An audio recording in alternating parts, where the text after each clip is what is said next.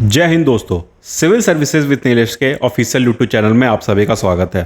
आज की लेक्चर हमारी मेंस की 5th लेक्चर है। इससे पहले जो हमारी 4 लेक्चर आई हुई है उसमें हमने क्लाइमेटोलॉजी से रिलेटेड सारी बातें कर ली हैं। अगर आपने वो लेक्चर अभी तक नहीं देखा है तो आप उस जरूर लेक्चर को देखें। और साथ ही साथ इस लेक्चर में, आज की लेक्चर में हम लोग इंडियन क्लाइमेट से रिलेटेड सारी बातें करेंगे, क्योंकि अभी तक आपका एक बेस बन चुका है। क्लाइमेट से रिलेटेड जो भी आपका बेस होगा वो अभी तक मैंने बहुत डिटेल में आपको कवर करवा दिया है।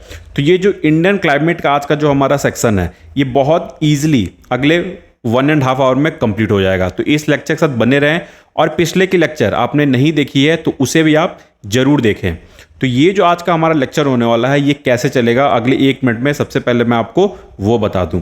आज की लेक्चर में जो हमारी इंडियन क्लाइमेट की लेक्चर है इसमें सबसे पहले हम लोग देखेंगे क्या क्या फैक्टर्स अपने इंडियन क्लाइमेट को डिटरमाइन करता है, इफेक्ट करता है, सबसे पहला। उसके बाद हम लोग सीजन्स की बात करेंगे, जो भी इंडिया में जो भी सीजन्स प्रिवेल होते हैं, जैसे विंटर सीजन हो गई, समर सीजन हो गई, एंड देन मॉनसून की सीजन हो गई। ये तीनों सीजन को हम लोग डिटेल में देखेंगे। समर सीजन में ही हम लोग साइक्लोन पार्ट को भी देखेंगे, जो हमारी ट्रॉपिकल साइक्लोन जो इंडिया में प्रिवेल होती है समर सीजन में, उनकी ही बात करेंगे। उसके बाद हम लोग ग्लोबल फेनोमेना से रिलेटेड बातें करेंगे, ग्लोबल फेनोमेनन से रिलेटेड बातें करेंगे, जैसे एल नीनो की बात कर लिए, ला लीना की बात करेंगे, एल नीनो मोदुकी, ला लीना मोदुकी, ये सब जो मोदुकी वाली टर्म है इनको भी देखेंगे। ठीक है, तो आज की लेक्चर हमारी इस पे पूरी, यही सेक्शन पे आज हमारी लेक्चर चलने वाली है। तो चलिए शुरुआत करते हैं इस लेक्चर को। सबसे पहला टॉपिक हमारा जो रहेगा वो रहेगा इंडियन क्लाइमेट को क्या फैक्टर इफेक्ट करते हैं। ठीक है, तो आज की लेक्चर हमारी इंडियन क्लाइमेट के ऊपर है। चलिए सबसे पहला टॉपिक देखते हैं, फैक्टर्स अफेक्टिंग इंडियन क्लाइमेट। उससे पहले क्या करते हैं हम लोग इंडियन क्लाइमेट के बारे में देखते हैं। आप देखो, एक चीज़ आप यहाँ समझना कि जो हमारी इंडिया है, अगर आप इंडिया को देखोगे तो यहाँ पे ह्यूमन में भी बहुत सारी डाइवर्सिटी है। हिंदू हैं, मुस्लिम है, क्रिश्चियन है, सिख हैं, ईसाई हैं, ऐसे बहुत सारी रिलीजन प्रिवेल करती है। वैसे ही जो हमारी इंडियन क्लाइमेट है ये भी बहुत ज़्यादा डाइवर्सिफाई है, बहुत ज़्यादा हमारी इंडियन क्लाइमेट भी डाइवर्सिफाई है। देखो, एक तो सबसे पहला है, अगर आप ग्लोब को कंसीडर करोगे तो हमारी इंडिया कुछ ऐसी है, इधर है, नदर्न हेमिस्फीयर में है, साथ ही ईस्टर्न पार्ट में है। सबसे पहला बात, अगर देखोगे आप तो हमारी इंडिया ये 0 डिग्री हो गई, ये 23.5 डिग्री नॉर्थ हो गई। हमारी इंडिया कुछ ऐसे आपको यहाँ पे देखने को मिलती है। तो ये क्या हो गई, यहाँ पे आपको ज़्यादातर ट्रॉपिकल कंडीशन प्रिवेल होते हुए दिखेगा। Tropical conditions along southern coastal region to the very cold condition in the north.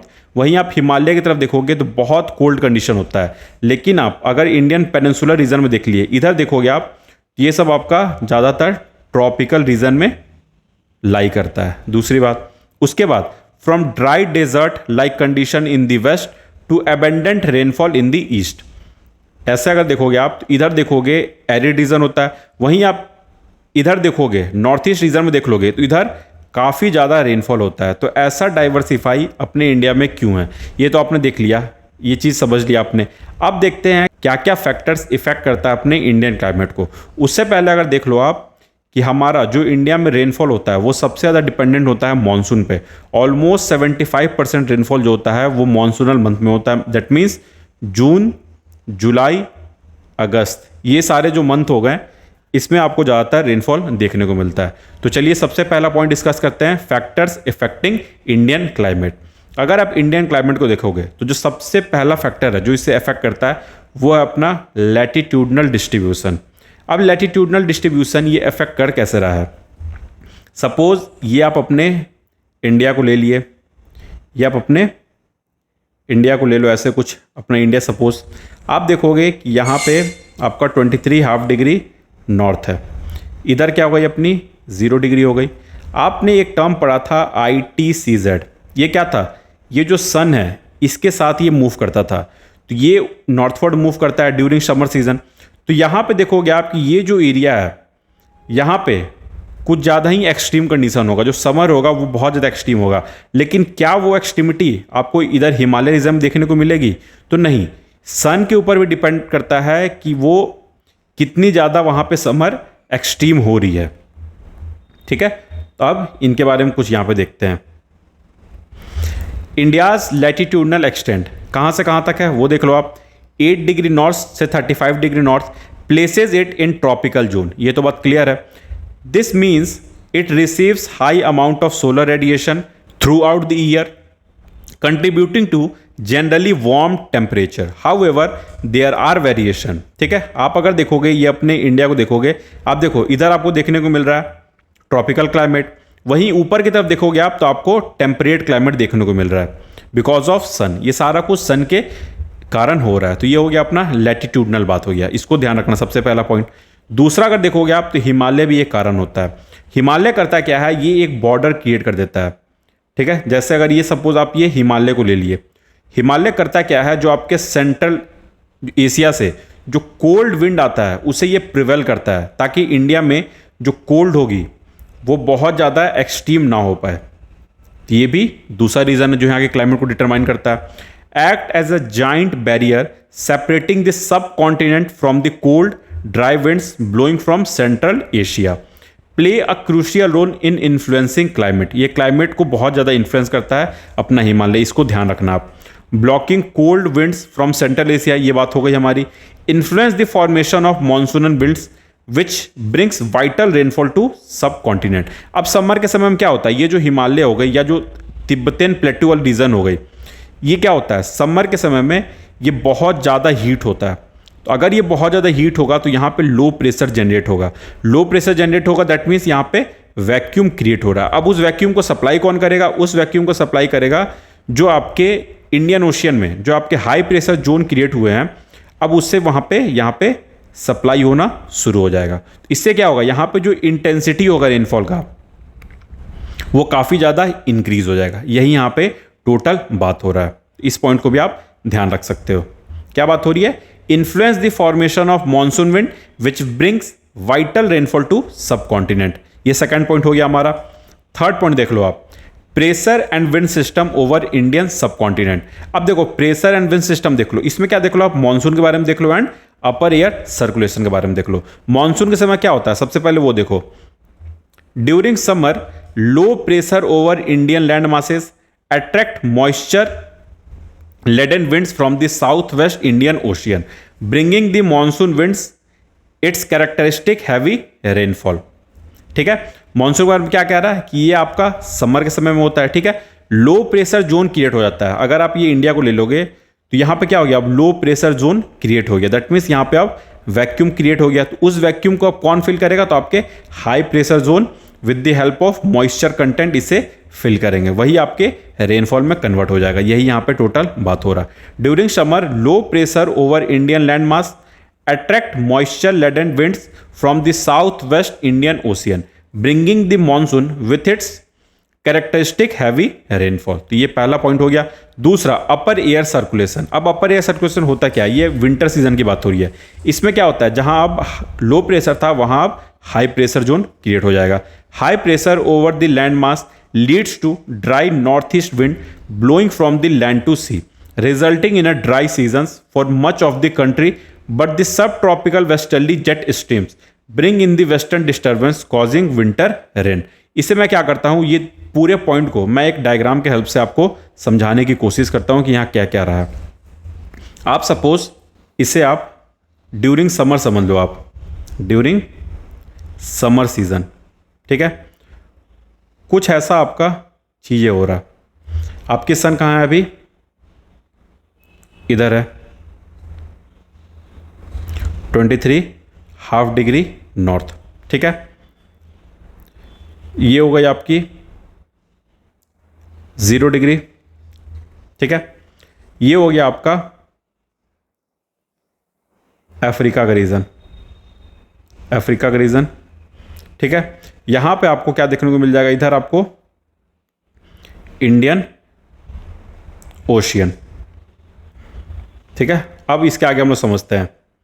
Suppose यहां पे अभी आपका सन प्रिवेल कर रहा है, सन यहां पे प्रिवेल कर रहा है, दैट मीन्स यहां पे अब आपका क्या है, लो प्रेशर जोन क्रिएट हो रहा है।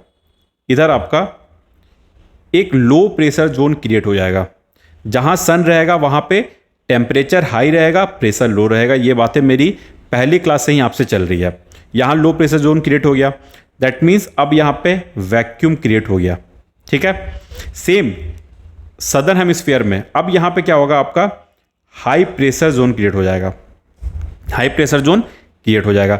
अब ये क्या करेगा, ये अब यहाँ से मॉइस्चर रिसीव करेगा। ये अब यहाँ वैक्यूम क्रिएट है लो प्रेशर जोन पे, हाई प्रेशर जोन पे इसे अब हाई प्रेशर जोन क्या करेगा कि जहाँ लो प्रेशर जोन है उसे, वहाँ जो वैक्यूम क्रिएट है उसे अब ये फील करेगा हाई प्रेशर जोन। तो अब ये फील कैसे करेगा, इसका फ्लो कुछ ऐसे आपको देखने को मिलेगा, कुछ ये ऐसे मूव करेंगे।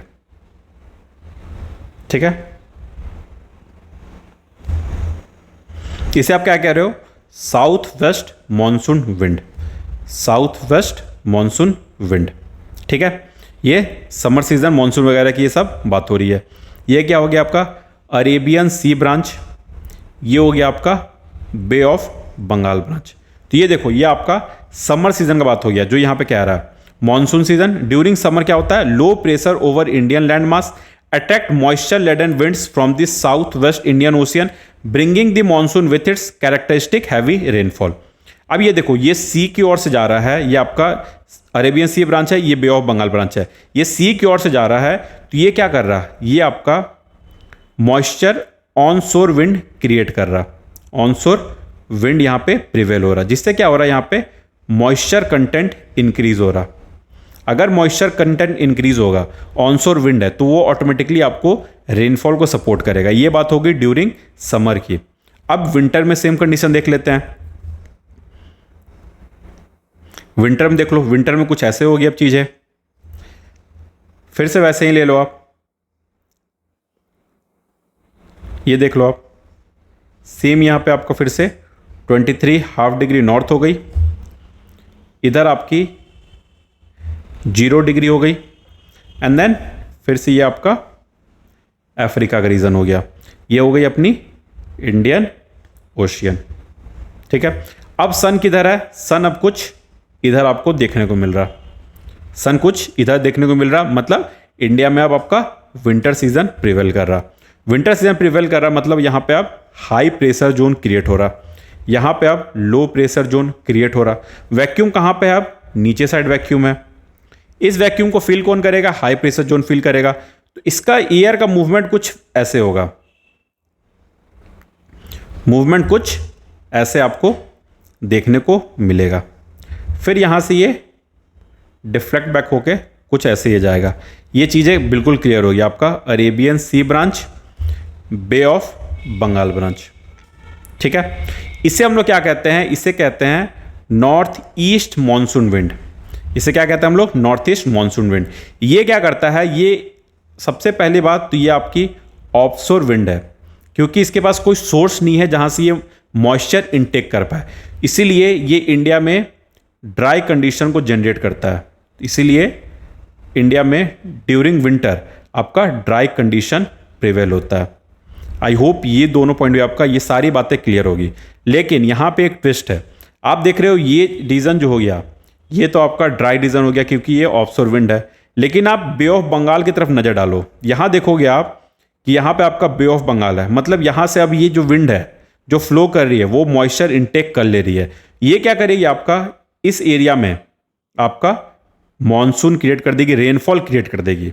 ये रीजन कौन सा है आपका, northern Tamil Nadu and southern Andhra Pradesh. यहां पे आपका विंटर रेनफॉल देखने को मिलेगा। इसे कहते क्या है, AS मतलब समर ड्राई। हमने कोपेन क्लासिफिकेशन देखा था ना, उससे इंटरलिंक करो सारे चीज़ों को, आप पूरे ज्योग्राफी को इंटरलिंक करके चलो, बहुत मजा आने वाला आपको। तो ये क्या बात हो गई आपकी विंटर सीजन की। विंटर सीजन में कंडीशन कुछ ऐसा होता है। उम्मीद करता हूं ये पूरी डायग्राम आपकी क्लियर होगी। ठीक है, अब बढ़ते हैं, आगे बढ़ते हैं अब। ठीक है, अपर एयर सर्कुलेशन ये हो गई हमारी pressure and wind system. Next है अपना ओशियन करंट। अब ओशियन करंट का रोल देख लो। India is surrounded by water bodies on 3 side, इसलिए इंडिया देखोगे आप, ये इधर से Arabian C branch, bay of Bengal, इधर आपकी इंडियन ओशियन वाली रीजन पड़ जाती है। The warm current like the Indian ocean equatorial current contribute to generate warm and humid condition along the coastal region. इस पॉइंट को ध्यान रखना, ठीक है। कौन सा करंट है? Indian ocean equatorial current. ये क्या करता है? ये वार्म करंट है, इसलिए ये जनरली वार्म करता है, जो हमारी सी हो गई है नियर बाय में, इसे ये वार्म कर देता है एंड साथ ही साथ ह्यूमिड कंडीशन जनरेट करता है अलोंग कोस्टल रीजन। नेक्स्ट अब पॉइंट देखते हैं और क्या फैक्टर हो गए। उससे पहले देख लो हमारी ये जो भी आप हैंड रिटन नोट्स देख रहे हो जिसे हम लोग पढ़ रहे हैं, इसे आप चाहो तो हमारी वेबसाइट से परचेस कर सकते हो, ठीक है। उसकी डिस्क्रिप्शन में आपको लिंक मिल जाएगी और साथ ही साथ कमेंट बॉक्स में भी उसकी लिंक हम लोग पुट कर देंगे। वहाँ से अगर आप चाहो इसे परचेस करना, बहुत सिंप्लीफाई करके ये नोट्स बनाई गई है। हर एक मटेरियल को यूज़ किया गया है। इसे जो भी इंपॉर्टेंट रिसोर्सेज है जहाँ से यूपीएससी क्वेश्चन पिक करती है, वो सारे इसके अंदर सारे चीज़ों को हमने कवर किया है। तो आप चाहो तो इसे अगर परचेस करना है तो आप हमारी साइट विजिट कर सकते हो या डिस्क्रिप्शन में लिंक होगा, वहाँ से भी जाके आप परचेस कर सकते हो। चलिए अब नेक्स्ट देखते हैं क्या क्या और फैक्टर है। नेक्स्ट देखो आप, नेक्स्ट क्या है फैक्टर? कॉन्टिनेंटलिटी, ठीक है। इसका मतलब क्या है? डिस्टेंस फ्रॉम द सी। मतलब जितना ज़्यादा सी से अंदर होगा, आप देखोगे वहाँ पे टेम्परेचर जो होगा वो उतना ही ज़्यादा एक्सट्रीम होगा, ठीक है। As we move inland from the coast, the influence of the sea on the climate diminish. Locations further away from the sea experience more extreme temperature with hotter summer और colder winter. अब देखो इसमें actually होता क्या है वो देखो आप। एक पॉइंट आप ध्यान रखना कि जो लैंड मास होता है वो हीट को बहुत जल्दी एब्जॉर्व करता है और हीट को बहुत जल्दी रिलीज करता है। वहीं अगर आप सी की बात करोगे तो ये हीट को बहुत स्लोली ये एब्जॉर्व करता है, ये बहुत स्लोली करता है। वहीं हीट को अगर रिलीज करने की बात करेंगे तो वो भी बहुत स्लोली करता है। मतलब ये एक एक्सट्रीम फेनोमेना आपको नहीं दिखाता है। सी जो है आपको एक एक्सट्रीम फेनोमेना नहीं दिखाता है, लेकिन लैंड जो है ये आपको एक्सट्रीम फेनोमेना दिखाता है। तो यहां देखो क्या लिखा हुआ है, जो ये लैंडमास है जो बिल्कुल अंदर की तरफ है, जो आप जैसे आप सपोज कर लो ये पंजाब, हरियाणा, दिल्ली, यहां पे देखोगे आप कि समर भी बहुत एक्सट्रीम होती है क्योंकि हीट बहुत जल्दी लैंड एब्जॉर्व कर लेता है। वहीं विंटर के समय क्या होता है कि ये जो हीट होता है इसे ये लैंड मास रिलीज भी कर देता है, जिसके कारण यहाँ पे जो कोल्ड जो प्रिवेल करता है वो भी बहुत ज़्यादा एक्सट्रीम प्रिवेल करता है। लेकिन वहीं अगर आप कोस्टल रीजन की बात करोगे तो यहाँ का जो रीजन होता है जो सी से टच है, यहाँ पे एक तो हीट बहुत धीरे धीरे एब्जॉर्व होते हैं और हीट रिलीज भी बहुत धीरे धीरे होता है। इसलिए ये जो एरिया है जो कोस्टल रीजन है यहाँ पे टेम्परेचर जो ऑलमोस्ट मॉडरेट रहता है। तो वही बातें यहाँ पे की हुई है। As we move inland from the coast, the influence of the sea on the climate diminish. Location further away from the sea experience more extreme temperature with hotter summer और colder winter. यही यहाँ पे बात हुई है। Next अब देखते हैं रिलीफ फीचर, मतलब टोपोग्राफी की बात हो रही है कि टोपोग्राफी का हमारे क्लाइमेट पे क्या रोल है। India's diverse topography including mountains, plateau and plains also play a role. Mountain ranges ये क्या करते हैं, आप हमने इससे पहले देखा बैरियर का काम कर रहे हैं ताकि जो कोल्ड एंड ड्राई विंड है ऊपर से सेंट्रल एशिया से ना आ पाए। Influencing rainfall pattern and creating rain shadow in certain areas. वहीं high altitude of Himalayas contribute to a colder climate in the northern mountain region. ये क्या हो गई, रिलीफ की बात हो गई। तो अगर इससे रिलेटेड अगर क्वेश्चन पूछ ले क्या क्या फैक्टर इंडियन क्लाइमेट को डिटरमाइन करता है, तो आपके पास ये 5-6 पॉइंट विथ डायग्राम जो मैंने आपको बना के दिखाया है, बस उससे आप बना देना, आपका काम हो जाएगा। तो ये पहला पॉइंट हमारा आज का डिस्कशन वाला पॉइंट खत्म। अब नेक्स्ट हम लोग चलते हैं सीजन्स ऑफ इंडिया पे। सीजन्स ऑफ इंडिया को देखते हैं एक एक करके। इसमें हम लोग कौन कौन सीजन को देखने वाले हैं? सबसे पहले विंटर सीजन को देखने वाले हैं, उनसे रिलेटेड जो भी बात होंगी वो करेंगे। एंड देन समर सीजन को देखेंगे, साथ ही साथ साइक्लोन की भी बात करेंगे। एंड देन उसके बाद हम लोग मॉनसून सीजन को देखेंगे। चलिए एक एक करके शुरुआत करते हैं। अब चलिए अब सबसे पहले हम लोग विंटर सीजन की बात करते हैं। अभी थोड़ी देर पहले मैंने आपको डायग्राम बना के दिखाया था कि विंटर सीजन में होती क्या है। इसमें देखो ये सबसे पहले देखो कि ये किस किस मंथ में होता है। Mid November till February.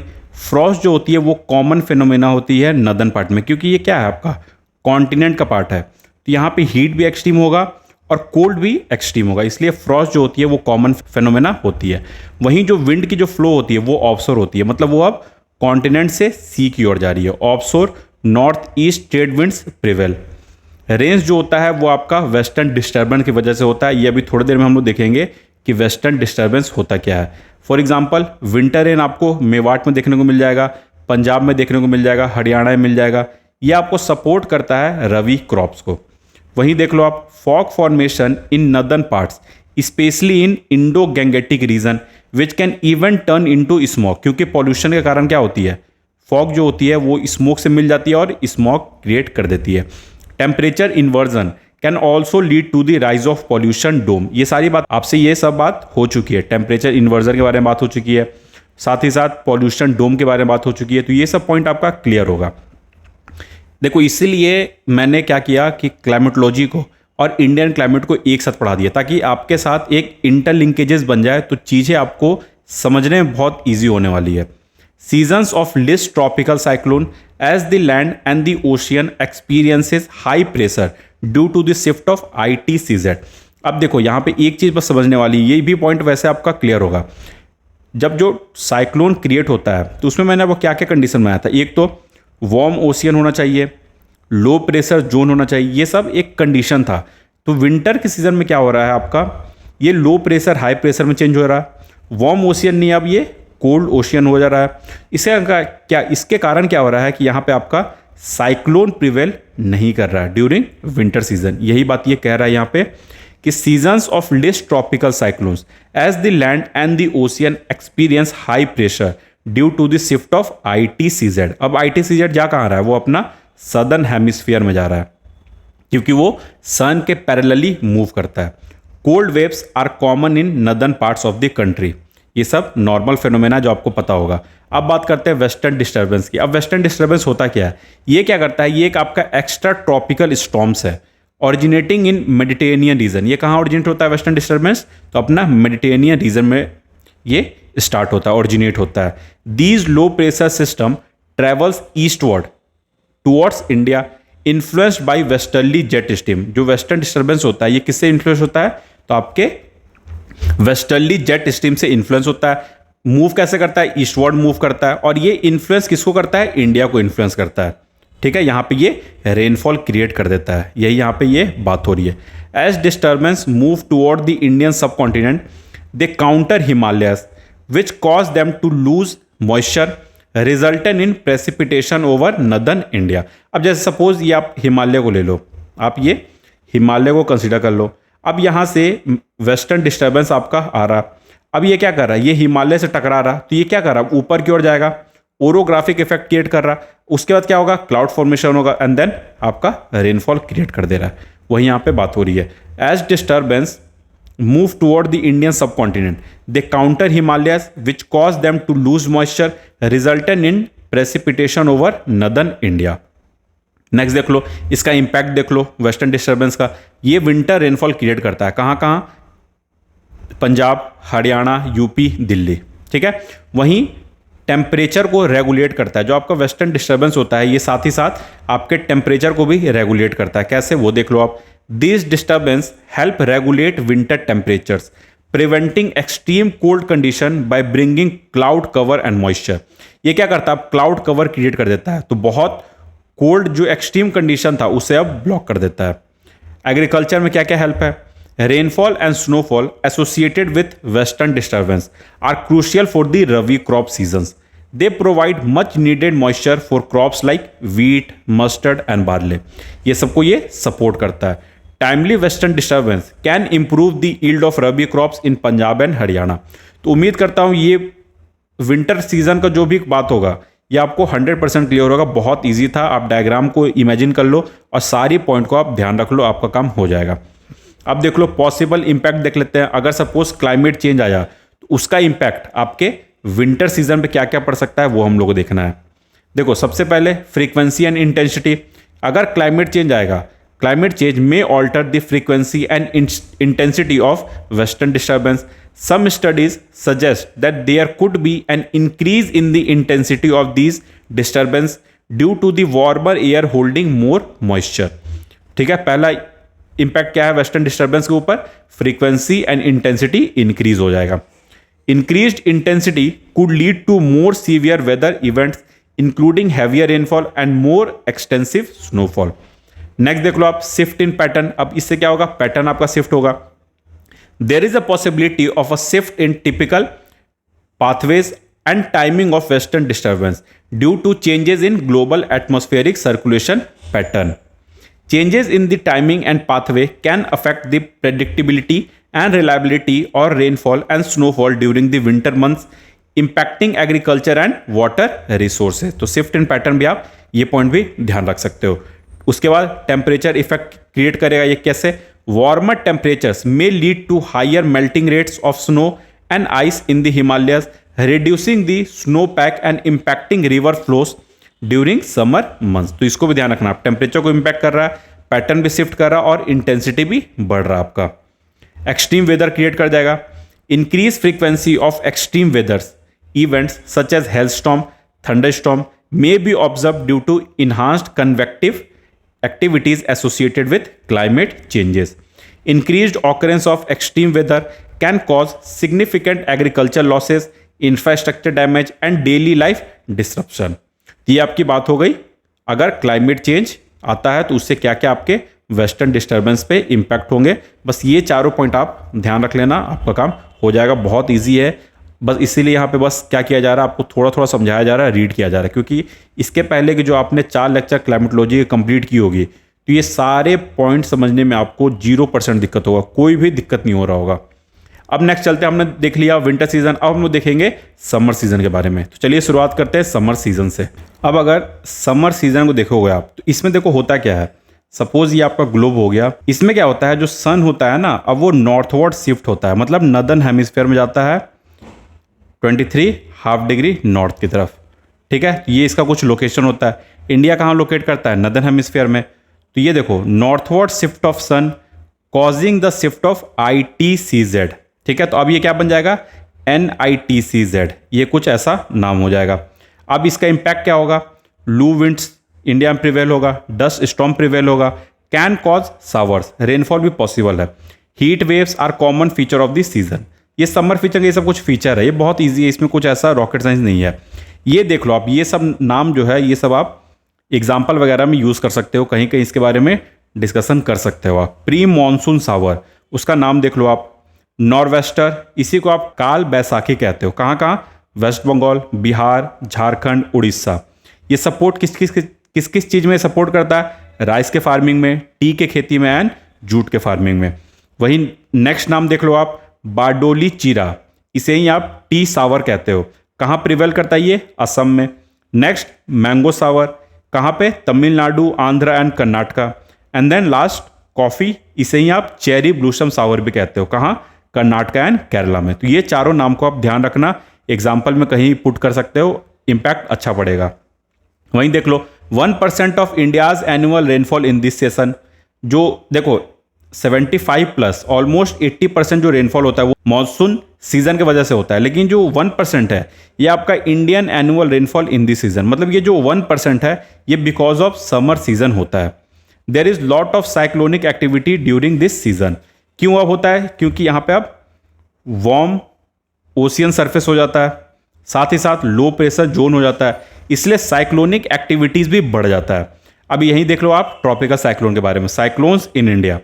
India has tropical location with a vast coastline of over 7,500 kilometre. ये अब बढ़ चुका है, इसको ध्यान देना आप। Making it susceptible to tropical cyclones. The period between April and December experience the most significant cyclone activities in India, with a peak month being May to November। जिस समय आपका समर ज़्यादा होता है उस समय ये साइक्लोन ज़्यादा इम्पैक्टफुल होता है।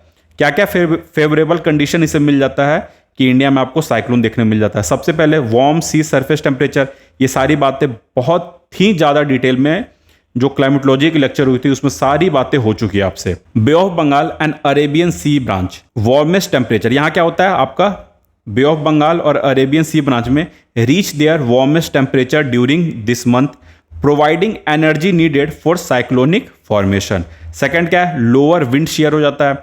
Weaker vertical wind shear allows for cyclone development and intensification.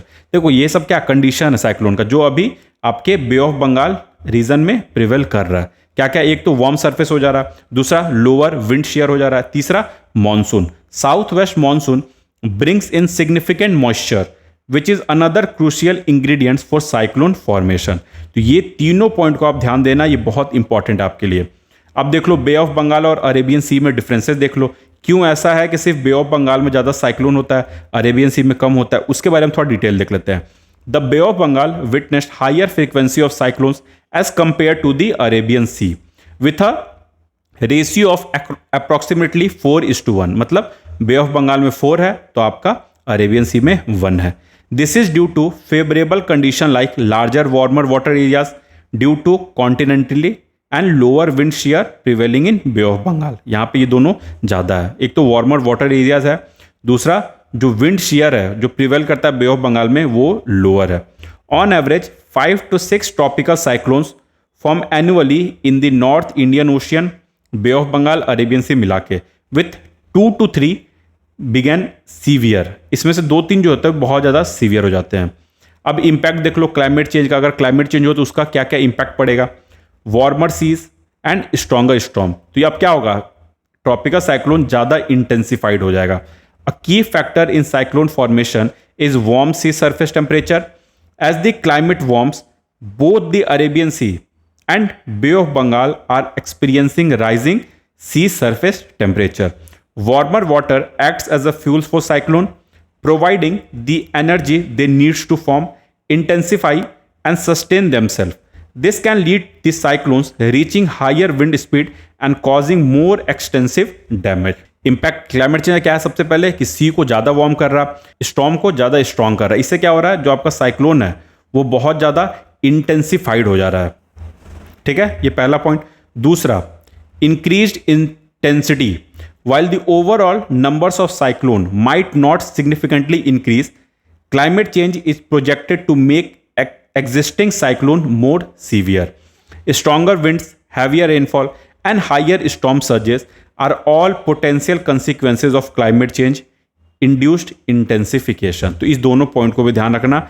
ये बहुत ईजी है, ये सब बहुत ही ज़्यादा ईजी है. अगर आपने क्लाइमेटोलॉजी समझ रखा है तो इसमें आपको किसी भी तरह का कोई डिफिकल्टीज नहीं होना चाहिए. इसलिए मैं बार बार कह रहा हूँ, इस लेक्चर को देखने से पहले जो पहले की मेरी 4 लेक्चर आ चुकी है क्लाइमेटोलॉजी के ऊपर, उसे आप बिल्कुल ध्यान से पढ़ना, नोट्स बनाते चलना, और उसके बाद ये लेक्चर को देखना आपके लिए बहुत ईजी हो जाएगा. अब देख लेते हैं third, impact on Arabian sea. Arabian sea पे क्या इम्पैक्ट पड़ रहा है अगर क्लाइमेट चेंज हो रहा है तो. Historically Arabian Sea has been less prone to cyclone compared to Bay of Bengal. However, recent studies suggest an increase in cyclone activities in the Arabian Sea, which some experts attribute to climate change. Warmer Arabian Sea waters could lead to more frequent and intense cyclone striking western coasts of India, posing new threats to previously less vulnerable region. तो ये हो गई बात Arabian सी की. वहीं अब बे of Bengal की बात कर लेते हैं. Bay of Bengal is already hotspot for cyclone with rising sea surface temperature. Cyclones here could even become more powerful. यहाँ पे अब ज़्यादा intensified हो रहा. Increased storm surges due to rising sea levels can cause greater coastal inundation, displacing communities and damaging infrastructure. Obvious सी बात है, अगर इंटेंसिफिकेशन, साइक्लोन का इंटेंसिफिकेशन बढ़ेगा तो ये बहुत चीज़ों को ये इम्पैक्ट करने वाला है. जैसे इंफ्रास्ट्रक्चर को इम्पैक्ट कर देंगे, कम्युनिटीज़ को डिस्प्लेस कर देंगे. वहीं देखो हैवी रेनफॉल को भी लीड करेंगे. Heavy rainfall associated with intensified cyclones can lead to flash flood and landslide, further exacerbating the impact on coastal populations and inland areas.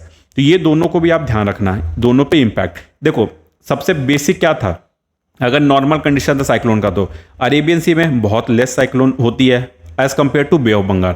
लेकिन अगर क्लाइमेट चेंज की वजह से क्या हो रहा है, आपका जो क्लाइमेट है इंडिया का वो वार्म हो रहा है या वर्ल्ड का ही वार्म हो रहा, तो उसका अब क्या इम्पैक्ट पड़ेगा. अरेबियन सी में अब साइक्लोन देखने को मिलेगा, जहाँ पे नहीं देखने को मिलता था अब वहाँ पे आपको देखने को मिलेगा. बे ऑफ बंगाल में साइक्लोन था लेकिन अब वो इंटेंसिफाइड हो जाएगा. ठीक है, एडेप्टेशन देख लो आप, इसे कैसे मतलब अडेप्ट किया जाए. Building sea walls, improving early warning system, promoting disaster preparedness. वहीं इसको मिटिगेट कैसे किया जाए, addressing climate change at its source by reducing greenhouse gas emission is essential for long term mitigation of cyclone intensity. ये कुछ example हैं, इसे आप नोट डाउन कर सकते हो. तो ये हमारी बात हो गई किसकी, समर सीजन से रिलेटेड ये सारी हमारी बात हो गई। बहुत डिटेल में हुआ है, ओवरऑल हमने सब कुछ देख लिया है। इससे समझने में आपको बिल्कुल परेशानी नहीं होगी अगर आपने पीछे वाली लेक्चर देखी होगी तो। चलिए अब बढ़ते हैं, naming the cyclone in north Indian ocean. ये बहुत अच्छे से मैंने क्वेश्चन के फॉर्म में, इससे पीवाईक्यू का पूछा हुआ है, ये चीज़ें मैंने डिस्कस कर ली आपके साथ। आप उस लेक्चर को भी जरूर देखना जो आंसर राइटिंग की लेक्चर हुई है हमारी। ये पॉइंट भी हो गया हमारा, और ये पॉइंट भी, अर्बन हीट आइलैंड इफेक्ट, इसे भी मैंने आपको कंप्लीट करा दिया। अर्बन हीट आइलैंड इफेक्ट भी हमारा हो चुका है। अब नेक्स्ट टॉपिक पे देखते हैं, चलते हैं हम लोग। उससे पहले आप देख लो कुछ हमारी इनिशिएटिव चल रही है, जैसे ईयर लॉन्ग मेंटरशिप प्रोग्राम्स वगैरह चल रहा है, अभी 31 मई से शुरू हुआ है। साथ ही साथ हमारी सोशियोलॉजी ऑप्शनल बैचेज स्टार्ट हो चुकी हैं। इसके लिए आप हमारी टीम से कांटेक्ट कर सकते हो एट यूपीएससी एम टॉपर पे। और बहुत ही एथिक्स की भी मेंटरशिप प्रोग्राम चल रही है हमारी, एथिक्स की वीडियो बैच भी चल रही है। इन सब के लिए अगर आप, साथ ही साथ मेंस की क्रैश कोर्स भी हमारी चल रही है जो खुद नीलेश सर ही ले रहे हैं। तो अगर आप चाहते हो उसमें इनरोल होना तो आप हमारी टीम से एट यूपीएससी एम टॉपर्स पे कांटेक्ट कर सकते हो। चलिए अब आगे कुछ बात करते हैं। चलिए तो अब थर्ड सीजन की बात करते हैं, एडवांसिंग मॉनसून से रिलेटेड। इससे रिलेटेड मैंने ऊपर आपको एक डायग्राम बना के दिखाया था, जो डायग्राम कुछ ऐसा था। इसमें बेसिकली होता क्या था, अगर आपको फिर से एक डायग्राम बना के दिखाऊं, इसमें कुछ ऐसे होता था। ये तो आपका इंडियन पेनिनसुलर रीजन हो गया, ये 0 डिग्री हो गया, ये इंडियन ओशियन हो गया, ठीक है, ये आपका अफ्रीका का रीजन हो गया।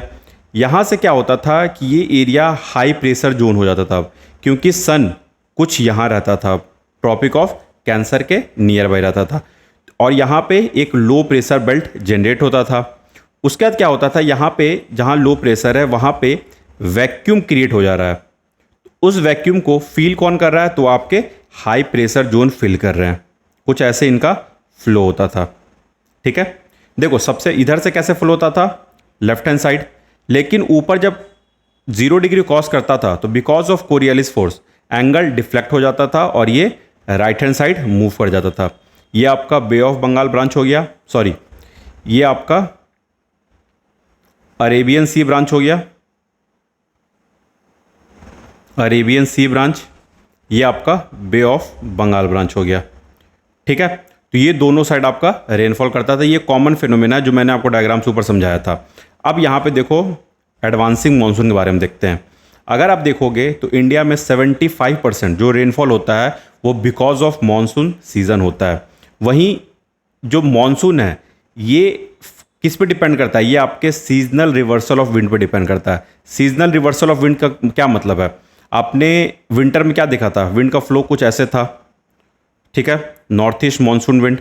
और समर में क्या देख रहे हो आप कि कुछ ऐसे फ्लो है, साउथ वेस्ट मानसून विंड। तो इसी को कहते हैं सीजनल रिवर्सल ऑफ विंड, ठीक है, सीजनल रिवर्सल ऑफ विंड।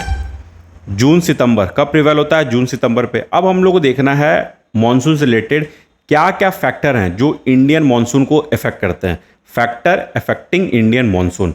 सबसे पहला पॉइंट देखो आप, differential heating of land and water. अगर इसको आप एक छोटे से डायग्राम से समझोगे तो मैं आपको एक पेज ऐड करके बताता हूँ। आपने लैंड ब्रिज सी ब्रिज अपने स्कूल में पढ़ा होगा, उसमें होता कैसा था, कुछ ऐसा होता था।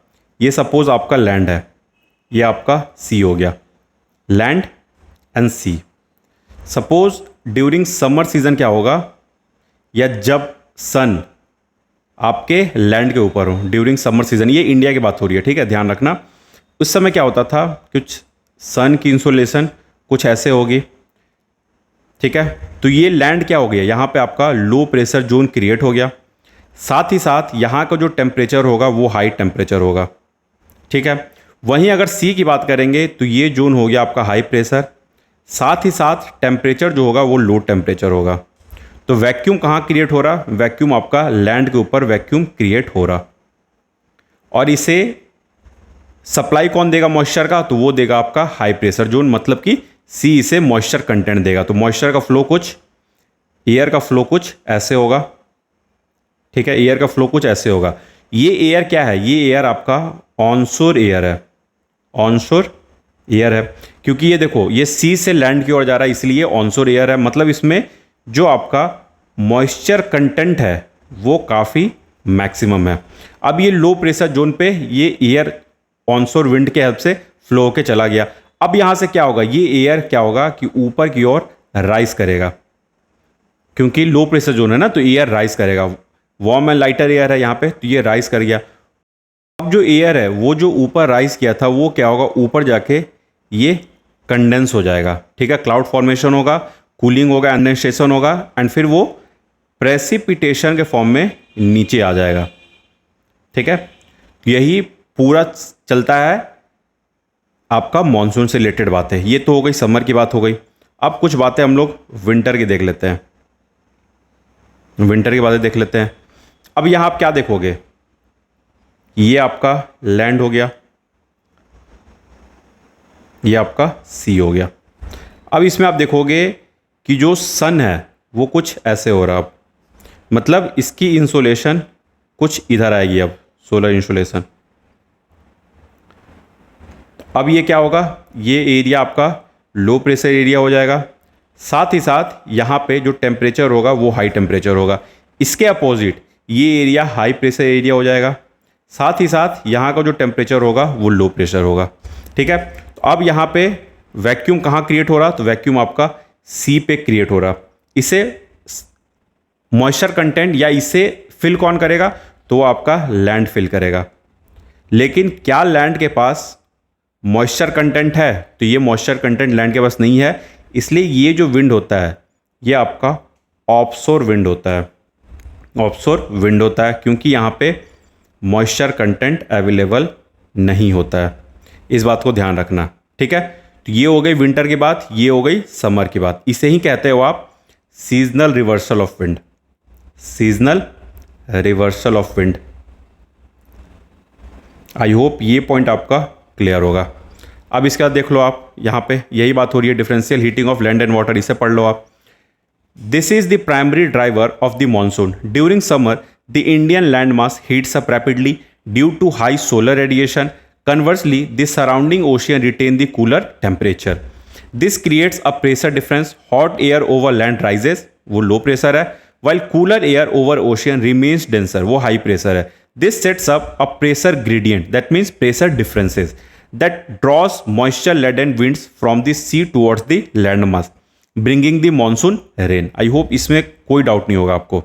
नेक्स्ट पॉइंट देख लो आप, शिफ्ट ऑफ ITCZ. ITCZ है, ये किसके साथ मूव करता है, ये पैरेलली आपके सन के साथ मूव करता है, और ये आपका लो प्रेशर जोन होता है। दैट मीन्स यहाँ का जो टेम्परेचर होगा वो हाई टेम्परेचर होगा।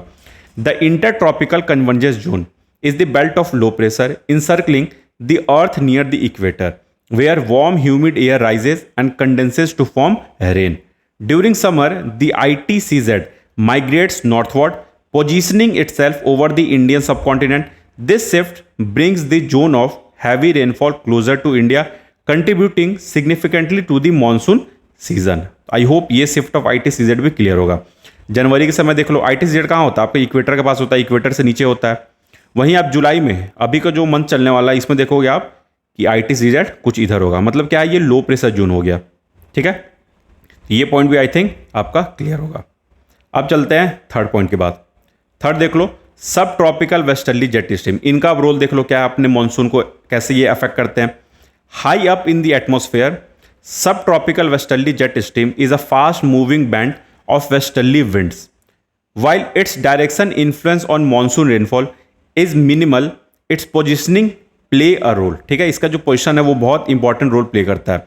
अ weaker or northward shifted jet stream can allow more moisture laden southerly winds to reach India, strengthening the monsoon. Conversely, a stronger or southward shifted jet stream can act as a barrier, hindering the monsoon wind. इसका मतलब क्या हो गया कि अगर सब tropical westerly jet stream अगर ये प्रिवेल कर रहा है तो आपका मानसून जो है वो वीक हो जाएगा। मानसून क्या है, वीक है, मतलब इनवर्सली रिलेशन है। इसको बस आप ध्यान रखना, इससे आपका ये वाला टर्म आप समझ जाओगे, ठीक है। ये दोनों पॉइंट को आप ध्यान रखना। अगर वीकर है सब ट्रॉपिकल वेस्टर्ली जेट स्ट्रीम तो क्या होगा, आपका मानसून जो है वो स्ट्रेंथन होगा। वहीं अगर स्ट्रॉन्गर है और साउथवर्ड मूव कर आपका जेट स्ट्रीम तो वो जो मानसून है वो आपका वीक मानसून हो जाएगा। इस पॉइंट को ध्यान रखना आप। नेक्स्ट फोर्थ देख लो आप, Tibetan plateau and tropical easterly jet stream. देखो ये जो तिब्बतन प्लेट्यू है ना, ये बहुत इंपॉर्टेंट रोल प्ले करता है आपके मानसून को। कैसे, जितना ज़्यादा तिब्बतन प्लेट्यू हीट होगा उतना ज़्यादा यहाँ पे लो प्रेशर जोन क्रिएट होगा। जितना ज़्यादा लो प्रेशर जोन क्रिएट होगा उतना ज़्यादा आपका मॉनसून जो है वो इंटेंस हो जाएगा। आपको एक छोटा सा एग्जांपल देकर समझाते हैं। सपोज ये आपका हिमालय रीजन हो गया, ऐसे समझना आप, ये आपका हिमालय रीजन हो गया, ऊपर का रीजन आपका तिब्बतियन प्लेट्यू हो गया, ऐसे समझो आप। सपोज इस साल, दैट मीन्स सपोज आप 2025 ले लो, 2025 के नवंबर से फरवरी तक आपका कोल्डेस्ट मंथ होगा, मतलब 2025 का नवंबर, उसके बाद 2026 का फरवरी तक, ये क्या हो गया आपका कोल्डेस्ट मंथ हो गया। उस समय क्या होगा, यहाँ पे सपोज स्नोफॉल बहुत ज़्यादा इंटेंस हो जाएगा, मतलब पूरी जो तिब्बतियन प्लेट्यू है वो बर्फ से घिर गई है, पूरा वहाँ पे स्नोफॉल हुआ है, पूरी एक लेयर चढ़ गई है बर्फ की, एक लेयर चढ़ गई है बर्फ की। अब उसके कुछ मंथ बाद जो आपका ITCZ है, जो सन के साथ पैरेलली चल रहा, वो अब आपके ट्रॉपिक ऑफ कैंसर के पास आ रहा, ठीक है। ये जो ट्रॉपिक ऑफ कैंसर के पास आ रहा, अब इसका रोल क्या हो गया, इसका रोल तो है कि ये इस जगह पे लो प्रेशर जोन क्रिएट करे, तिब्बतियन प्लेट्यू को हीट करे। लेकिन अभी जो ये हीटिंग कर रहा, आपका सन जो हीटिंग कर रहा, ये किस काम में आ रहा है, तो ये बस आपके स्नो को मेल्ट करने के काम में आ रहा है, ये अभी हीट अप नहीं कर पा रहा है। तो अगर ये हीट अप नहीं कर पाएगा तो उस साल आपका मॉनसून वीक होगा, इस बात को आप ध्यान रखना। क्योंकि जितने भी ये अभी हीट कर रहे हैं वो सिर्फ और सिर्फ आपके स्नोफॉल को मेल्ट करने में काम आ रहा है, सिर्फ जो स्नो है वहां पे उसको बस मेल्ट करने के काम में आ रहा है, वहां पे हीट नहीं हो पा रहा है, वहां का जो सरफेस है तिब्बतियन प्लेट्यू का वो हीट नहीं हो पा रहा है। तो इस पॉइंट को आप ध्यान रखना, ठीक है। उम्मीद करता हूं ये भी आपका चीजें क्लियर होगा। अब यहां कुछ पढ़ लेते हैं आगे। The massive Tibetan plateau acts like a giant elevated heat source during summer. This heating strengthen the tropical easterly jet stream and easterly jet stream blowing over the subcontinent. A strong tropical easterly jet stream, ये देखो यहाँ पे क्या होता है, जो tropical easterly jet stream है और मॉनसून है, इन दोनों का डायरेक्टली रिलेशन है, इस बात को ध्यान रखना। A strong tropical easterly jet stream helps pull in moisture laden winds from Bay of Bengal, enhancing the monsoon. वहीं a weak tropical easterly jet stream weaken monsoon. तो इस पॉइंट को भी आप ध्यान रखना। अब देख लो सोमाली करंट का रोल देख लो, सोमाली जेट स्ट्रीम, इनका रोल क्या होता है। This low level jet streams blows from the south west across the Arabian Sea during summer. It plays a crucial role in transporting moisture from the Arabian Sea towards India, contributing to the overall monsoon rainfall. Suppose यहाँ पे आपका ये India हो गया, ये आपका Somali reason हो गया, यहाँ पे जो है अगर सोमाली जेट स्ट्रीम है, मतलब क्या, यहाँ का जो मॉइस्चर कंटेंट होगा उसको ये ज़्यादा पुश बैक करेगी आपके इंडियन सब कॉन्टिनेंट की तरफ। तो यही ये बात हो रहा है, जितना ज़्यादा सोमाली जेट स्ट्रीम स्ट्रांग होगा उतना ज़्यादा मॉइस्चर कंटेंट बढ़ेगा और उतना ही ज़्यादा इंडिया में रेनफॉल बढ़ेगा। अब देख लो एल नीनो सदर्न ऑस्किलेशन, इसके बारे में अभी थोड़ी देर में डिटेल में बात होगी। एल नीनो, ला नीना, इनके बारे में थोड़ी देर में हम लोग बात करने वाले हैं, तो ठीक है। तो आप परेशान ना हो, इनके बारे में भी बात होगी। बस यहाँ पे क्या करते हैं, रीड कर लेते हैं। A large scale climate phenomenon occurring in the Pacific Ocean has a significant impact on the Indian monsoon. During El Nino events, warmer than average sea surface temperature in Eastern Pacific, monsoon rainfall over India tends to be weaker. El Nino में क्या होता है, monsoon जो होता है वो weaker होता है। कन्वर्सली ला नीना में क्या होता है, मानसून जो होता है वो स्ट्रॉन्गर होता है। इस बात को आप बस ध्यान रखेंगे। अब देख लो आप इंडियन ओशियन डाइपोल के बारे में देख लो। This climate patterns refers to the differences in sea surface temperature between the western and Indian Ocean. Indian ocean के वेस्टर्न और ईस्टर्न की बात हो रही है यहाँ पे। देखो जब पॉजिटिव इंडियन ओशियन डाइपोल होता है तो उसमें क्या होता है, जो आपका वेस्टर्न साइड है वो वार्मर हो जाता है, warmer water in western Indian ocean, वहीं cooler waters in eastern Indian ocean. इसको ध्यान रखना, जब पॉजिटिव इंडियन ओशियन डाइपोल होता है। तो जब निगेटिव इंडियन ओशियन डाइपोल होता है उसमें क्या होता है, जो वेस्टर्न साइड है वो कूलर हो जाता है और जो ईस्टर्न साइड है वो वार्मर हो जाता है, ठीक है। बिल्कुल इंटरचेंज हो जाता है पॉजिटिव और निगेटिव के समय।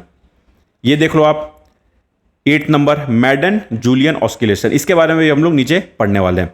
This atmospheric phenomenon involves eastward movement of a band of low pressure and enhanced convection. Convection का मतलब अब जो एयर है वो ज्यादा राइज करेगा, rising air around the tropics. This MJO can influence the intensity of the Indian monsoon rainfall on a time scale of weeks to months.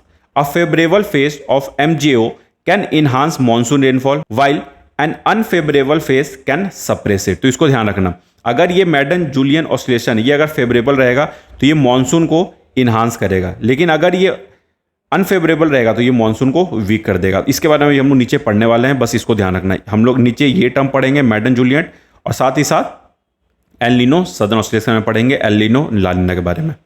ये हो गई क्या क्या फैक्टर अफेक्ट कर रहा है। अब हम लोग देख लेते हैं ब्रांचेज ऑफ मानसून का, ब्रांचेज ऑफ मानसून को देखते हैं। इसके ऊपर की जो बात हुई है उसे आप ध्यान रखना, जो भी फैक्टर्स हैं 6 फैक्टर्स थे, 6 आप 8 टोटल थे, आप 5 6 याद कर लो, आप उसमें आंसर लिखने के लिए कैपेबल हो गए। ब्रांचेज ऑफ मानसून देख लो, एक तो आपकी अरेबियन सी ब्रांच हो गई, ये एक आपकी बे ऑफ बंगाल हो गई, ठीक है। ये देख लो आप, अगर आप अरेबियन सी ब्रांच और बे ऑफ बंगाल की ब्रांच करोगे तो जो इन दोनों में सबसे ज़्यादा इंटेंस होता है वो आपका अरेबियन सी ब्रांच होता है, ठीक है। वहीं बे ऑफ बंगाल उतना ज़्यादा इंटेंस नहीं होता है। देखो मोस्ट पावरफुल अरेबियन सी ब्रांच, देखो ये जो रीजन है आपका वेस्टर्न घाट का रीजन हो गया, आपका कोंकण,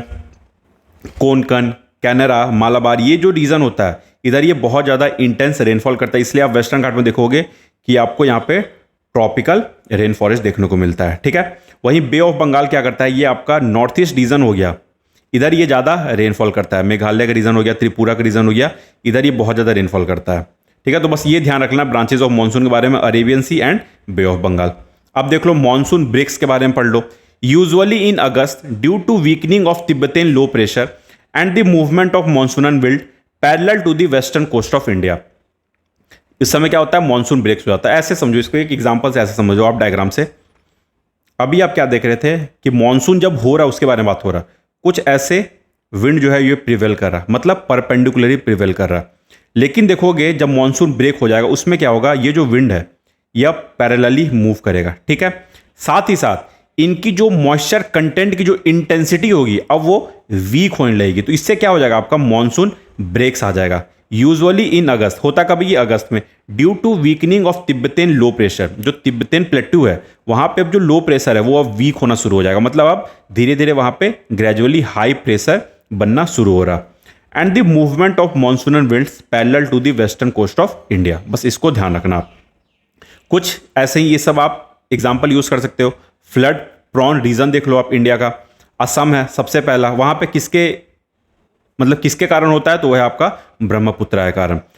कि देखो समर में क्या होता है, वाटर जो है वो ग्लेशियर से आता है, ग्लेशियर मेल्ट होता है तो वहां से भी वाटर आ गया, साथ ही साथ मानसूनल रेनफॉल भी हो रहा है, ठीक है, बे ऑफ बंगाल के तरफ से आपका। तो यहाँ पे आपको असम में फ्लड देखने को मिलेगा। मेघालय में देख लो, फिर से बे ऑफ बंगाल की वजह से हैवी रेनफॉल एट चेरापूंजी, ठीक है, लैंडस्लाइड वगैरह देखने को मिलता है, होर्डिंग वगैरह देखने को मिल जाएगा। बिहार में देख लो आप, overflow of river such as Ganga, Kosi, Gandak, Bagmati. Kosi को क्या कहते हैं, सौरो ऑफ बिहार भी कहते हैं। इधर बिहार में ज़्यादातर आपको नॉर्थवर्ड ही देखने को मिलता है। वेस्ट बंगाल में देख लो आप, गंगा डेल्टा, वहाँ पे आपको फ्लड वगैरह देखने को मिल जाएगा। सुंदरबन एरिया में देखने को मिल जाएगा। उड़ीसा में देख लो, Mahanadi and its tributary due to coastal and delta regions. UP में देख लो, mainly in eastern part due to overflow of Ganga, Ghaghara and Rapti river. Haryana Punjab में देख लो, less frequent but flooding can occur due to heavy rainfall and river overflow. Gujarat में देख लो, Sabarmati river हो गई, Narmada, both urban and rural region affected, यहाँ पे दोनों अफेक्ट होते हैं। महाराष्ट्र में देख लो ऐसे ही, Mumbai and other coastal region, riverine region, जो भी कोंकण कोस्ट है, ठीक है, वो कहाँ है, महाराष्ट्र में, उधर भी आपको रेनफॉल वगैरह देखने को मिल जाएगा। ऐसे ही आप ये सभी छोटी छोटी चीज़ें देख सकते हो, इसमें से 4-5 याद कर लो, एटलीस्ट आप एग्जाम्पल लिख सकते हो उसके हेल्प से। अब हम लोग आते हैं मेन सेक्शन पे, सर्टेन ग्लोबल फेनोमेनन पे। इसमें हम लोग बात करेंगे एल नीनो ला नीना की। सबसे पहले देख लेते हैं एल नीनो सदर्न ऑस्किलेशन होता क्या है। El Nino southern oscillation is a coupled ocean atmosphere phenomenon that disturbs typical weather pattern across the globe. एक जो वेदर पैटर्न, जो एक नॉर्मल वेदर पैटर्न होता है, जैसे इंडिया का एक नॉर्मल वेदर पैटर्न क्या हो गया कि मानसून सीजन में रेनफॉल होगा, ये एक नॉर्मल वेदर पैटर्न है। इसको जब ये डिस्टर्ब करेगा उसे ही आप एल नीनो सदर्न ऑस्किलेशन कह रहे हो, ठीक है। It is essentially a large scale climate dance between the Pacific ocean and atmosphere above it with 2 distinct phases. क्या क्या 2 डिस्टिंक्ट फेजेस हैं, एक तो एल नीनो, दूसरा है ला नीना। अब हम लोग को इनके बारे में पढ़ना है। हम लोग क्या करेंगे, यहां से ये जो है इनको पढ़ने से पहले कुछ एक पेज ऐड करके बहुत डिटेल में आपको समझाने की कोशिश करते हैं ताकि ये आपका ईजी हो जाए, ठीक है। तो चलिए शुरुआत करते हैं पेज ऐड करके। चलिए अब देखते हैं एल नीनो ला नीना को, बहुत डिटेल में देखने वाले हैं। बस अच्छे से समझना और साथ ही साथ इसको आप क्या करना, नोट डाउन करते रहना अपने नोटबुक में। एल नीनो एंड ला नीना। बहुत स्लोली चल रहा, अच्छे से समझते चलना। एल नीनो का मतलब देखो होता क्या है। देखो सबसे पहले समझो कि ला नीना का मतलब क्या है। ये जो ला नीना है ये आपका स्पेनिश टर्म है, ठीक है। ओरिजिनेट कहां से हुआ था? स्पेनिश से। इसका मतलब क्या होता है? The little girl. इसको ध्यान रखना, द लिटिल गर्ल। वहीं अगर आप एल नीनो की बात कर लोगे, एल नीनो की बात करोगे, इसका मतलब होता है द लिटिल बॉय। ये तो हो गई एक फैक्ट, एक फैक्ट हो गई, बस इसको आप ध्यान रख लेना। अब ना सबसे पहले क्या करो, आप नॉर्मल कंडीशन समझो। एल नीनो ला नीना को समझने से पहले हम लोग क्या करते हैं, एक नॉर्मल कंडीशन देखते हैं। नॉर्मल कंडीशन क्या है वो आप सबसे पहले समझो। देखो अगर आप कोई एरिया, अगर लो प्रेशर एरिया है, दैट मीन्स उनके दोनों साइड मतलब right hand side and left hand side आपका हाई प्रेशर जोन प्रिवेल कर रहा होगा। अगर कोई भी एरिया, अगर सेंटर में लो प्रेशर है या सेंटर में हाई प्रेशर है, तो उनके दोनों साइड अपोजिट उनसे प्रिवेल कर रही होगी। तो इस देखो left hand side, right hand side दोनों जगह आपका हाई प्रेशर जोन हो गया। अब एक चीज़ तो आपको पता है कि जहाँ पे लो प्रेशर जोन है वहाँ का टेम्परेचर हाई है, दैट मीन्स वहाँ का एयर राइज करेगा। ये एक नॉर्मल फिनोमेना की हम लोग बात कर रहे हैं। एयर जो है वो आपका राइज करेगा, ऊपर जाके यही एयर आपका बाइफरकेट करेगा। ये सिस्टम में एटलीस्ट आपको किसी भी तरह का कोई दिक्कत नहीं होगा। ये मैं गारंटीड हूँ कि इसमें आपको कोई दिक्कत नहीं होगा। अब यहाँ जाके हाई प्रेशर जोन में क्या होता है, एयर हमेशा सिंक करता है क्योंकि ये कूलर सरफेस होता है। सेम ऐसे ही इधर भी होगा, सेम ऐसे ही इधर भी आपका काम करेगा। अब इसके आगे समझना, जहां लो प्रेशर जोन है उसके ऊपर क्या होगा, आप देखोगे कि क्लाउड का फॉर्मेशन होगा। लो प्रेशर जोन के ऊपर क्या होता है, क्लाउड का फॉर्मेशन होता है। इसमें भी आपको कोई डाउट नहीं होगा, ठीक है। आई होप यहां भी आपको कोई डाउट नहीं होगा। लेकिन आप देखोगे जिस जगह एयर सिंक हो रहा है वहां आपने क्या देखा था कि डेजर्ट का फॉर्मेशन ज्यादा हो रहा है। आपने ट्रॉपिक में देखा था ना, वेस्टर्न रीजन की तरफ 20 to 30 degree north and south वाली जो हमारी बात हुई थी, उसमें ध्यान करो आप कि वहां पे हमने देखा था कि जहां पे हाई प्रेशर जोन है, जहां पे टेम्परेचर भी हाई है और एरिया भी हाई है, जो प्रेशर है वो भी हाई है, वहां पे आपने डेजर्ट फॉर्मेशन के बारे में देखा था। तो यहाँ पे देखो ये एरिया क्या हो जाएगा, यहाँ पे ये एरिया आपका एरिडिटी वाला एरिया हो जाएगा, मतलब यहाँ पे डेजर्ट का फॉर्मेशन होगा। यहां तक भी उम्मीद करता हूं कोई डाउट नहीं होगा। ये क्या होगा, ये एक नॉर्मल फेनोमेना हो गया। अब क्या करते हैं, इसको थोड़े से ग्लोब के कंटेक्स्ट में देखते हैं। ग्लोब के कंटेक्स्ट में थोड़ा इससे रिलेटेड बात करते हैं। आप इधर ले लो, ठीक है, इधर ले लो आप अफ्रीका, ये ले लो आप अफ्रीका, ठीक है, ये ले लो आप ऑस्ट्रेलिया, ठीक है, एंड ये ले लो आप साउथ अमेरिका। ये क्या हो गई, डायग्राम बनाते चलना, डायग्राम बहुत मैंडेटरी आपके लिए। अफ्रीका, ये हो गई ऑस्ट्रेलिया, एंड ये हो गई साउथ अमेरिका। अब कुछ आगे बात करते हैं। आप देखोगे नॉर्मल समय जो होता है, जो नॉर्मल ईयर्स होता है, ऑस्ट्रेलिया के ऊपर क्या होता है कि आपका लो प्रेशर जोन होता है। लो प्रेशर जोन ऑस्ट्रेलिया के समय मतलब ऑस्ट्रेलिया के ऊपर होता है। अगर ऑस्ट्रेलिया के ऊपर लो प्रेशर जोन है, दैट मीन्स अफ्रीका के साइड आपका, इधर आपका हाई प्रेशर होगा, सेम इधर भी आपका हाई प्रेशर होगा। ऊपर वाले डायग्राम से आपने इस चीज़ को समझ रखा होगा। अब अगर यहाँ पे लो प्रेशर है तो यहाँ से आपका एयर जो है वो कुछ ऐसे राइज करके ऊपर की ओर जाएगा। सेम अब ये क्या होगा, इधर आपका ये चीज़ें सिंक हो जाएगा क्योंकि ये हाई प्रेशर एरिया है। सेम इधर भी ये सिंक हो जाएगा। उम्मीद करता हूँ यहाँ तक कोई डाउट नहीं होगा, ठीक है। यहाँ आप क्या देखोगे, क्लाउड का फॉर्मेशन देख लोगे। पेन का कलर चेंज कर लेते हैं।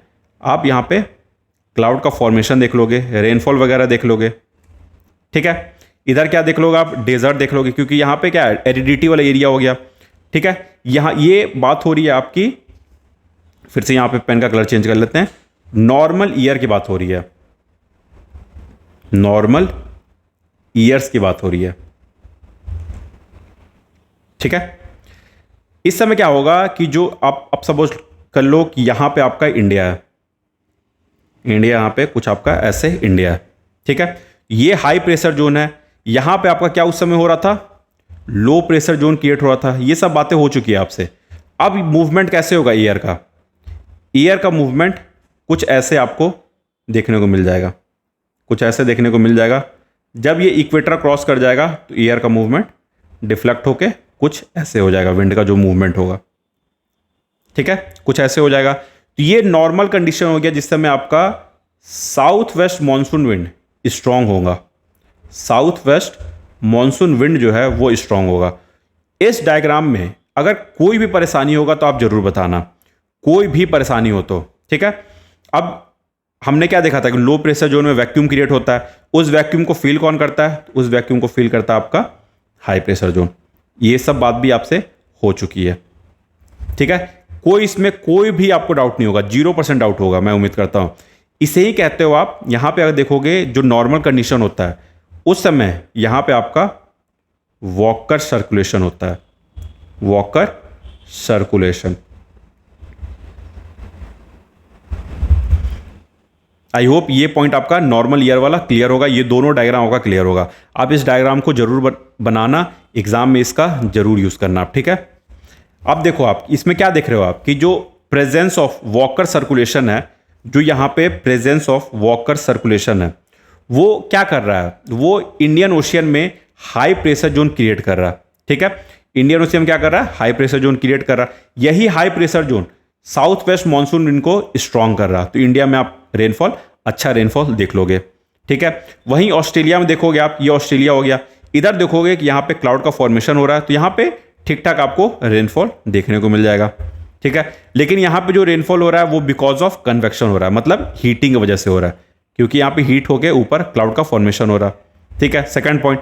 दूसरा देख लोगे कि जो ये साउथ अमेरिका का रीजन है उसका जो आपका वेस्टर्न साइड है वहां पे देख रहे हो हाई प्रेशर जोन है, तो ये क्या कर रहा है, यहाँ पे आपको एरिडिटी वगैरह देखने को मिल जाएगा, मतलब डेजर्ट लाइक कंडीशन देखने को मिल जाएगा, डेजर्ट लाइक कंडीशन। ये पूरी बात हो गई आपकी नॉर्मल कंडीशन की। ध्यान रखना अभी हम लोग देख रहे हैं नॉर्मल कंडीशन। अब आगे बढ़ते हैं, अब नेक्स्ट पेज ऐड करते हैं, ये तो आपने समझ लिया होगा। अब हम लोग क्या देखने वाले हैं, अब हम लोग देखने वाले हैं एल नीनो ईयर के समय में क्या होता है। हमारी नेक्स्ट अब इंपॉर्टेंट टॉपिक क्या है, एल नीनो ईयर, कि जो एल नीनो का ईयर होता है उस समय क्या होता है वो हम लोग देखने वाले हैं, ठीक है। चलिए इसको भी डायग्राम के हेल्प से ही समझते हैं। आप देख लो, फिर वैसे ही बना लो आप, इधर साइड आप अफ्रीका बना लो, एंड देन इधर साइड फिर से आप ऑस्ट्रेलिया बना लो, एंड देन इधर साइड आप, ये हो गया आपका साउथ अमेरिका, ये हो गया आपका ऑस्ट्रेलिया, ये हो गया आपका अफ्रीका। इन तीनों में कोई डाउट नहीं होगा आपको। अब देखो, अब चीजों को अपोजिट करते चलो, यहां पे कुछ आपका ऐसे इंडिया हो गया, ठीक है, इंडिया हो गया कुछ ऐसे। अब चीजों को अपोजिट करते चलो, नॉर्मल कंडीशन में जहां लो प्रेशर था वहां हाई कर दो, ऑस्ट्रेलिया के ऊपर क्या हो जाएगा, हाई प्रेशर हो जाएगा, क्योंकि एल नीनो का मतलब ही हो गया बिल्कुल अपोजिट चलेगी चीजें। दोनों जगह आपका लो प्रेशर जोन हो गया, लो प्रेशर लो प्रेशर। अब क्या होगा, अब आप देखोगे जहां से लो प्रेशर है वहां से एयर अब राइज करते हुए आपको दिख जाएगा, राइज करते हुए दिख जाएगा, कुछ मूवमेंट एयर का आपको ऐसे दिख जाएगा। सिंक कहां होगा आपका, हाई प्रेशर पे सिंक होगा, ठीक है। वहीं अब देखोगे आप कि कुछ ऐसे आप यहां से भी आपका एयर राइज कर रहा, ठीक है, राइज कर रहा, फिर ऐसे यहां से ये बाइफर्केट हो जाएगा, ठीक है। तो आप, मैंने आपको क्या बताया था, अगर कोई एरिया में, अगर बीच में सेंटर में अगर लो प्रेशर है उसके दोनों साइड आपको हाई प्रेशर देखने को मिल जाएगा। सेम अब अगर बीच में लो प्रेशर है तो इधर आपको फिर से हाई प्रेशर देखने को मिल जाएगा, ठीक है। तो ये डायग्राम हो गई एल नीनो ईयर्स की। इसमें क्या होता है, इसमें जो आपका वॉकर सर्कुलेशन होता है ये आपका मैंने ऊपर ये देखा था ना आपने वॉकर सर्कुलेशन, अब ये वीक हो जाएगा। वॉकर सर्कुलेशन, जो वॉकर सर्कुलेशन होगा वो वीक हो जाएगा और रिवर्स हो जाएगा, रिवर्स हो जाएगा वॉकर सर्कुलेशन। आप ऊपर के डायग्राम से देख सकते हो। ये देखो अभी मूवमेंट कैसा है वॉकर सर्कुलेशन का, कुछ ऐसे जा रहा। ऊपर आप देखो, आप ऊपर की डायग्राम देखो, आप ऊपर की डायग्राम देखो, कुछ ऐसे मूवमेंट है। इसी को कह रहे हैं हम लोग रिवर्सल ऑफ वॉकर सर्कुलेशन। ठीक है, तो एल नीनो के समय में क्या होता है, रिवर्सल, जो वॉकर सर्कुलेशन है वो रिवर्स कर जाता है। ठीक है, अब इसके बारे में कुछ देख लो। ये तो एल नीनो की डायग्राम हो गई। इसमें क्या होता है वो देखो आप। सबसे पहले तो जो इंडियन मॉनसून है अब ये वीक हो जाएगा, इंडियन मॉनसून जो है वो वीक हो जाएगा। ठीक है, ड्रॉट लाइक सिचुएशन जनरेट हो जाएगा इंडिया में, क्योंकि बारिश होगी ही नहीं तो ड्रॉट लाइक सिचुएशन तो अराइज होगा ही। सेम ऑस्ट्रेलिया में भी आपको डेजर्ट लाइक सिचुएशन देखने को मिल सकता है, क्योंकि यहां भी आपका ड्रॉट हो जाएगा।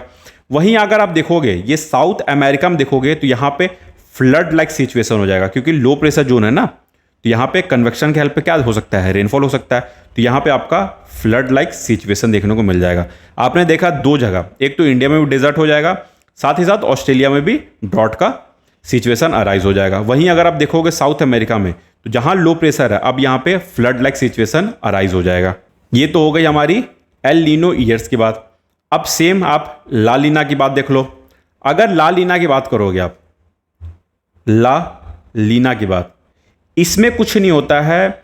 इसमें आपने जो ये डायग्राम देखा नॉर्मल ईयर्स का, यही अब इंटेंसिफाइड हो जाता है। इंटेंसिफाइड का मतलब क्या होता है, इसको आप ऐसे लिख सकते हो, नॉर्मल ईयर, नॉर्मल ईयर +1, मतलब एक गुना, मतलब 2 गुना और ज्यादा ये अब इंटेंस हो गया है। ठीक है, इसमें होता क्या है बस आप वो लिखते चलो। ये जो आपका ला नीना की बात हो रही है, जो ऑस्ट्रेलिया है जहां पे अब आपका हाई प्रेशर था, अब यहां पे फिर से नॉर्मल कंडीशन में लो प्रेशर हो जाएगा। ये जो लो प्रेशर है अब ये बहुत ज्यादा इंटेंस हो जाएगा। इसके कारण क्या होगा, यहां भी आपको फ्लड लाइक सिचुएशन देखने को मिल सकता है। सेम इंडिया में भी वही बात होगी। यहां पे अब आपका हाई प्रेशर जोन क्रिएट हो जाएगा, जो आपका क्या करेगा, इंडिया में फ्लड लाइक सिचुएशन अराइज कर सकता है, क्योंकि ये जो हाई प्रेशर है ये बहुत ज़्यादा इंटेंस हो चुका है। ठीक है, वहीं अगर आप देखोगे साउथ अमेरिका के वेस्टर्न साइड जहां पे हाई प्रेशर था नॉर्मल कंडीशन पे, अब वहां पे आपको ड्रॉट लाइक कंडीशन और ज़्यादा इंटेंस देखने को मिल जाएगा। ठीक है, एक्सट्रीमली हो जाएगा। ला लीना में जो भी चीज़ें होंगी वो एक्सट्रीमली होंगी, बस इस बात को आप ध्यान रखना, चीज़ें आपकी एक्सट्रीमली होंगी। इसको क्या करते हैं हम लोग, कंक्लूड करते हैं एक बॉक्स के हेल्प से। हम लोग क्या करते हैं, इसे कंक्लूड कर लेते हैं। चलो जल्दी से इसे हम लोग बना के कंक्लूड करते हैं। सपोज आप एक ऐसे बॉक्स बना लो, जल्दी से एक साइड लिख लो आप क्या क्या कंडीशन है, एक साइड लिख लो उसका इंपैक्ट इंडिया में क्या हो रहा, एंड उसका इंपैक्ट ऑस्ट्रेलिया में क्या हो रहा,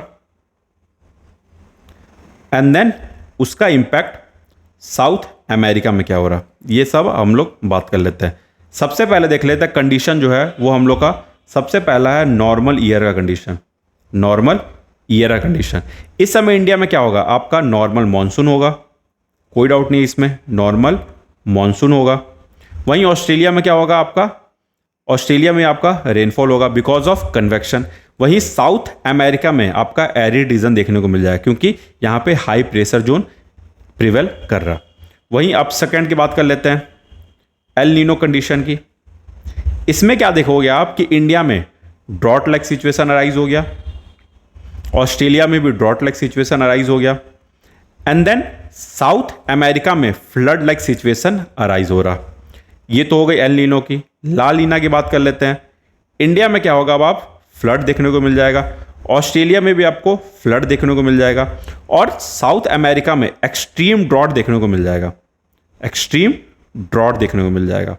तो अगर आप ये चार्ट भी याद रख रहे हो तो आपका काम हो जाएगा, आप इससे आंसर अपना लिख सकते हो। उम्मीद करता हूं ये तीनों डायग्राम आपका जो भी मैंने बताया एल नीनो ला लीना, ये सारा कुछ आपका क्लियर होगा। अब बात करते हैं हम लोग कुछ और टर्म्स इसके अंदर होती है, जैसे अब हम लोग देखेंगे मोदोकी टर्म की। ये मोदोकी होती क्या है, मोदोकी देखो, मोदोकी का मतलब ही होता है सिमिलर बट डिफरेंट।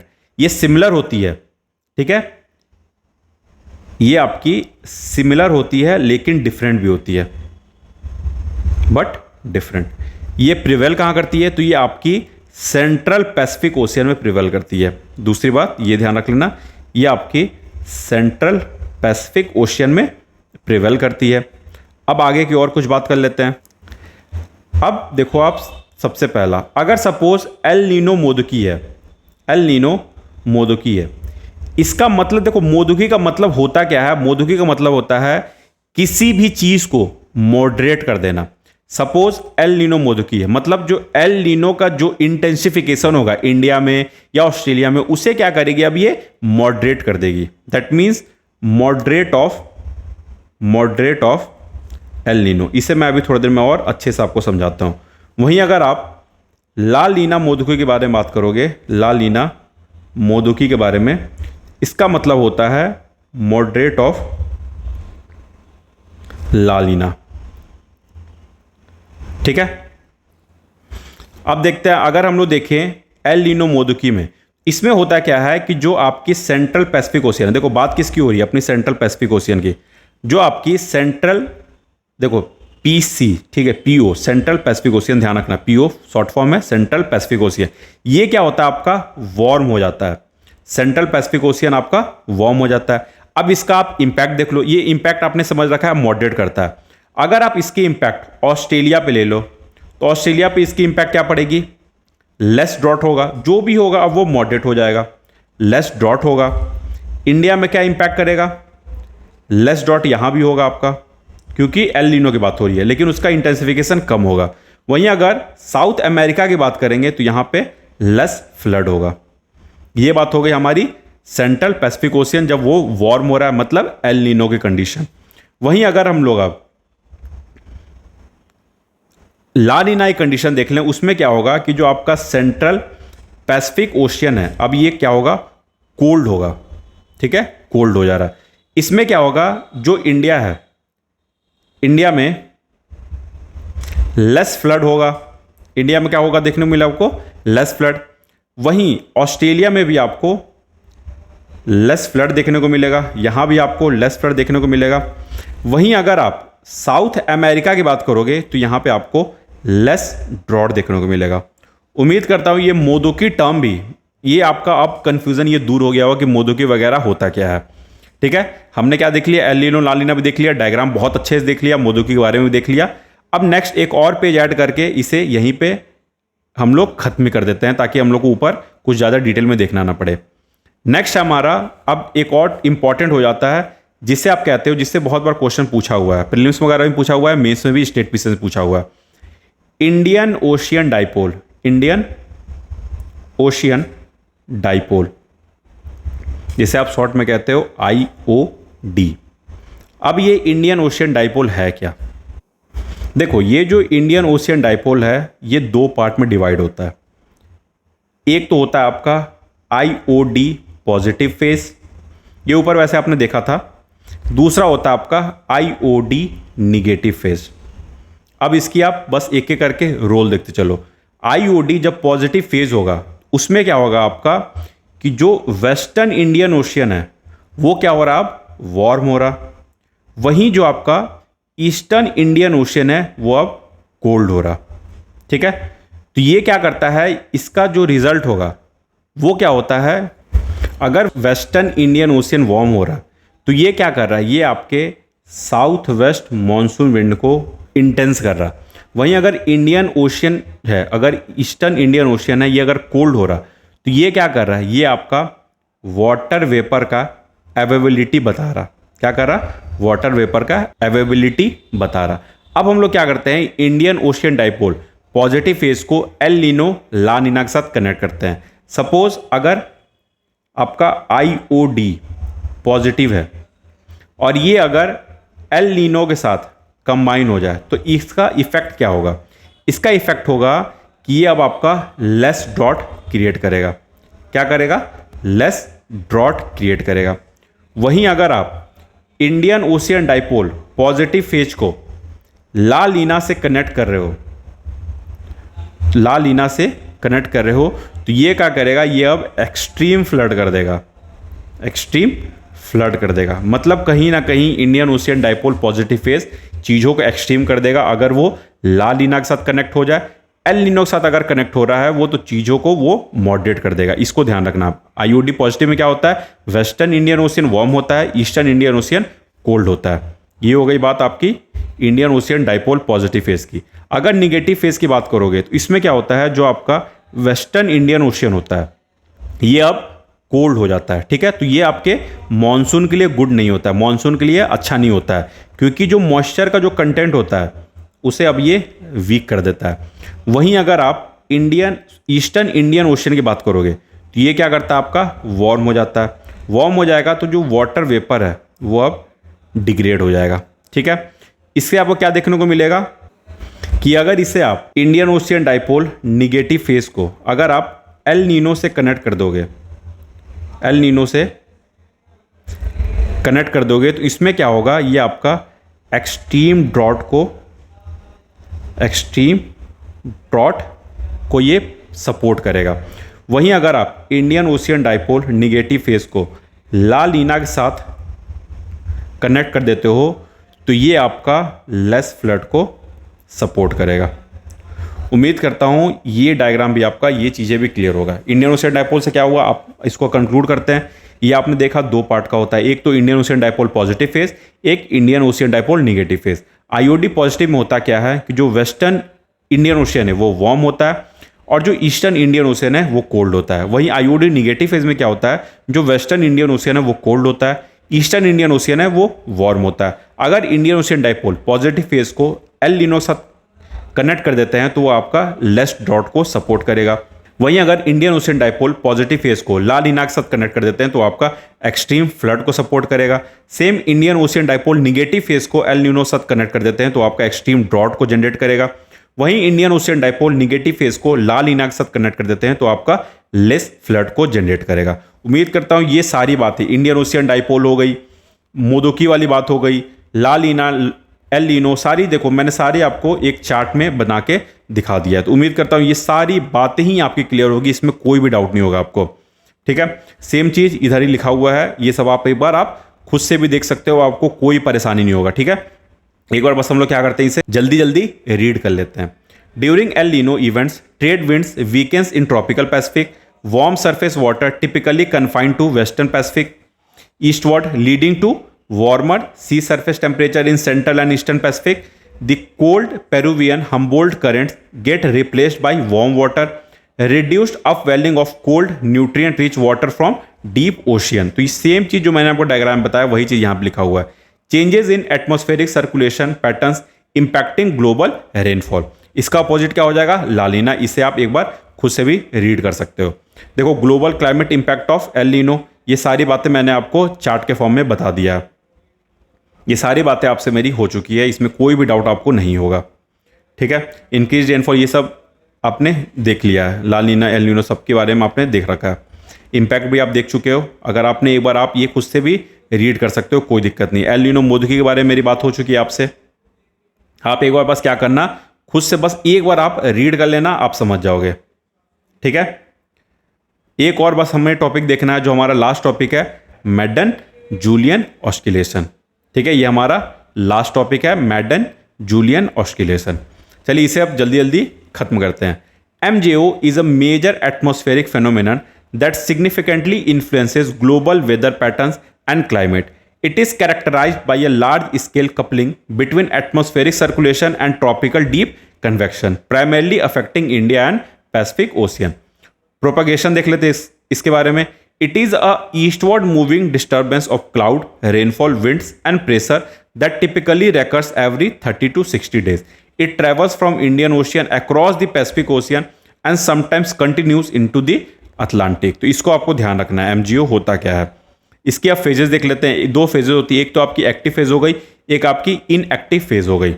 देखो एक्टिव फेज अगर देखोगे आप तो ये क्या है, characterized by enhanced cloudiness and precipitation. मतलब एक्टिव फेज में क्या होगा, रेनफॉल ज़्यादा होगा, क्लाउडीनेस मतलब ये मॉनसून को आपका सपोर्ट कर रहा है, इसको ध्यान रखना।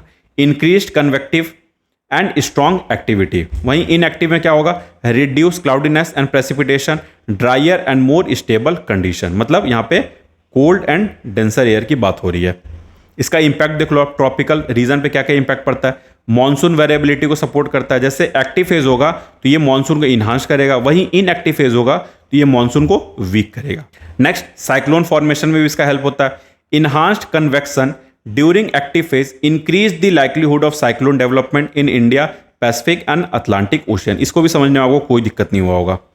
एशिया के बारे में देख लो, ये तो हमने क्या देख लिया, ट्रॉपिकल रीजन के बारे में। एशिया के बारे में देख लो, MJO influence timing and intensity of weather patterns, places critical role in onset and breaks of Indian summer monsoon. वहीं ऑस्ट्रेलिया में क्या होगा, रेनफॉल एंड ड्रॉट होगा। एक्टिव फेज में क्या होगा, rainfall in northern Australia, wet season हो जाएगा। इन एक्टिव फेज में क्या होगा, dry spells and drought conditions. North America की बात कर लें तो यहाँ पे विंटर वेदर क्रिएट कर देगा ये। MJO can affect jet streams and atmospheric circulation pattern influencing north American winter weather. वहीं देख लो आप, हुरिकेन एक्टिविटी को सपोर्ट करेगा, अफ्रीका को भी सपोर्ट करेगा। ग्लोबल टेली कनेक्शन देख लो, interaction with El Nino southern oscillation. Example, strong MJO event can trigger the onset of El Nino and La Nina condition. इसे आप बस एक बार क्या करना, खुद से एक बार आप रीड कर लेना, इसमें पूरे डिटेल में लिखी हुई है। एक बार आप वीडियो को पॉज कर लेना, आप अपने से भी इसको लिख सकते हो, कोई दिक्कत नहीं है। अब हम लोग आज की लास्ट टॉपिक देखते हैं, रिट्रीटिंग मॉनसून। ये हमारी पूरी इंडियन क्लाइमेट की ये लास्ट टॉपिक है, रिट्रीटिंग मॉनसून। इसमें देखो अब होता है क्या है, रिट्रीट मॉनसून का रहा मतलब मॉनसून अब खत्म होने के कागार पे आ रहा है। तो इसमें क्या होगा, सबसे पहले तो ITCZ शिफ्ट होगा, मतलब जो पहले ट्रॉपिक ऑफ कैंसर पे था अब वो नीचे आना शुरू होगा। इक्वेटर से ट्रॉपिक ऑफ कैप्रिकॉन ऐसे आना ये शुरू हो जाएगा। उसके बाद अक्टूबर हीट एक टर्म होता है। इसमें होता क्या है, हाई टेम्परेचर एंड ह्यूमिडिटी। ठीक है, अक्टूबर हीट क्या होता है, इसमें आपका टेम्परेचर भी हाई होता है और ह्यूमिडिटी हाई होता है। ये होता कैसे, it causes include as the south west monsoon retreats there is a transition period where the atmospheric moisture remains high but the cooling effect of the rain is absent, leading to increased humidity and heat. इसे ही आप अक्टूबर heat कहते हो, ध्यान रखना। Temperature भी high, humidity भी high. With the reduction in cloud cover post monsoon there is increased solar radiation which raises day time temperature. तो ये ध्यान रखना, आप अक्टूबर हीट को टर्म को याद रखना। North east monsoon experienced in this season in coastal Andhra Pradesh and major part of Tamil Nadu. तो यहाँ क्या होगा, आपको रेनफॉल देखने को मिल जाएगा। ये सारी बातें अब मैंने डायग्राम से बना दिया आपके लिए। Due to north east trade winds from over the Bay of Bengal, जो यहाँ पे मानसून होता है आपका कोस्टल आंध्र प्रदेश और मेजर पार्ट ऑफ तमिलनाडु, जो रेनफॉल होता है वो किसकी वजह से होता है, because of Bay of Bengal से मॉइस्चर इनटेक करके ऑनशोर एयर प्रिवेल करता है आपके आंध्र प्रदेश में और तमिलनाडु में। Season of most severe cyclones specially in bay of Bengal. High sea surface temperature होता है, southward shift of monsoon through होता है and changes in wind direction होता है। तो रिट्रीटिंग मॉनसून से आप इतना टर्म को याद रख लेना, बस आपका काम हो जाएगा। अब कुछ देख लेते हैं special distribution of rainfall in India. सबसे पहला वेरी हाई रेनफॉल रीजन, जहाँ पे 250 सेंटीमीटर ज़्यादा रेनफॉल होगा। वो कौन कौन सी रीजन होगा आपका, western Ghat, coastal Karnataka and north east India. वहीं हाई रेनफॉल रीजन होगा, यहाँ पे 150 से 250 सेंटीमीटर एनुअली होगा, foothills of Himalaya, eastern India. उसके बाद मॉडरेट रेनफॉल रीजन होगा, जहाँ पे आपका 100 से 150 सेंटीमीटर होगा रेनफॉल। गैंगेटिक प्लेन हो गई, सेंट्रल इंडिया हो गई, वेस्टर्न कोस्टल रीजन हो गई। लो टू मॉडरेट रेनफॉल रीजन, यहाँ पे 60 से 100 सेंटीमीटर होगा। Deccan plateau, north west India, western UP. Last 6th अपना वेरी लो रेनफॉल, यहाँ पे लेस देन 30 सेंटीमीटर के आसपास, मतलब 30 सेंटीमीटर के अबव रेनफॉल होगा। जैसे थार डेजर्ट हो गई, रन ऑफ कच्छ हो गई। उसके बाद लो रेनफॉल रीजन 30 से 60 सेंटीमीटर जहाँ होगा, वेस्टर्न इंडिया हो गया। Rain shadow region of western Ghat हो गया, जैसे महाराष्ट्र, कर्नाटका, तमिलनाडु। ठीक है, वेस्टर्न इंडिया में कौन कौन सा, राजस्थान, गुजरात, ये जो सेमी एरिड वाली रीजन होती है। इसी के साथ हमारी रिट्रीटिंग मानसून एंड ये टॉपिक भी स्पेशल डिस्ट्रीब्यूशन ऑफ रेनफॉल भी खत्म हो गई। तो हमने क्या क्या देख लिया, सबसे पहले हमने क्या क्या बात की वो सबसे पहले कंक्लूड कर लेते हैं। हमने देखा क्या क्या फैक्टर आपके इंडियन क्लाइमेट को अफेक्ट कर रहा है, ये हमने सबसे पहले देखा। उसके बाद हमने सीज़न की बात की, जैसे summer season, winter season and monsoon season. Summer season में ही हम लोग साइक्लोन के बारे में पढ़े, ठीक है। उसके बाद मॉनसून सीज़न को हमने डिटेल में देखा, विंटर सीज़न को भी हमने डिटेल में देखा। उसके बाद हम लोग कुछ फेनोमेनन के बारे में देखें, जैसे एल नीनो, ला लीना, एल नीनो, ला लीना मोदो की and Indian ocean dipole, positive negative phase हमने देखा। उसके बाद मैडन जूलियन ऑस्किलेशन के बारे में भी देख लिया। उसके बाद साथ ही साथ मानसून सीजन में हम लोग फिर रिट्रीटिंग मानसून को भी देख लिया। तो हम लोगों ने पूरे इंडियन क्लाइमेट को बहुत डिटेल में कवर कर लिया आपके लिए। तो ये क्लास हमारा यहीं एंड होता है। Thank you for being patience in my class. बहुत अच्छा लगा ये क्लास लेके आपके लिए। आप इस क्लास से बहुत कुछ सीखना। आप कैसे पढ़ना, सबसे पहले इस पूरे लेक्चर को, जो भी क्लाइमेटोलॉजी का लेक्चर चल रहा है उसे सबसे पहले आप 1x पे देखना। उससे आप सबसे पहले नोट्स बनाना, अपने हैंड रिटन नोट्स बनाना। अगर आपको नोट्स चाहिए होगा, ये नोट्स चाहिए होगा, तो आप हम लोग क्या करेंगे, डिस्क्रिप्शन में इसकी लिंक दे देंगे, साथ ही साथ कमेंट बॉक्स में भी इसकी लिंक डाल देंगे, वहाँ से आप परचेस कर सकते हो। अदरवाइज़ कोई दिक्कत नहीं है, आप यहीं से अपने हैंड रिटन नोट्स बना लेना। जो भी PYQ डिस्कशन होगा उसको आप आंसर के फॉर्म में खुद से एक बार लिखने के लिए ट्राई करना। जो भी डाउट होगा कमेंट बॉक्स में ज़रूर पूछना, हम लोग आपकी हेल्प के लिए बैठे हुए हैं, ज़रूर हेल्प करेंगे, ठीक है। उसके बाद क्या करना, सेकेंड टाइम इस वीडियो को 1.5 या 2x पे भी देख सकते हो, समझने के लिए, अंडरस्टैंडिंग के लिए। जितनी भी डायग्राम मैं क्लास में बना रहा हूँ वो सारा डायग्राम आपके लिए बहुत इंपॉर्टेंट होने वाला है। सारे डायग्राम को आप यूज़ करना अपने आंसर में। साथ ही साथ एक डायग्राम के लिए अलग से एक छोटी सी नोटबुक बना लेना, एक छोटी सी नोटबुक बना लेना, छोटी सी पतली सी नोटबुक बना लेना, जिसमें सिर्फ और सिर्फ चैप्टर वाइज आपका डायग्राम होगा और कुछ नहीं होगा, उसमें सिर्फ और सिर्फ डायग्राम होगा, ठीक है। आंसर कोशिश करना पॉइंट फॉर्म में निकलने के लिए, बहुत कंक्लूड करना, एक क्रोनोलॉजी मेंटेन करना आंसर में जरूर, ठीक है। तो आज की क्लास यहीं एंड करते हैं। इसके नेक्स्ट क्लास में हम लोग इंडियन क्लाइमेट से रिलेटेड आंसर राइटिंग करेंगे। उसमें हम लोग देखेंगे कि इससे रिलेटेड क्या क्या क्वेश्चन अभी तक पूछे हुए हैं, उनको एक एक करके डिस्कस करेंगे। तो ये फिर इस तरह से हमारा पूरा क्लाइमेटोलॉजी और इंडियन क्लाइमेट एंड हो जाएगा।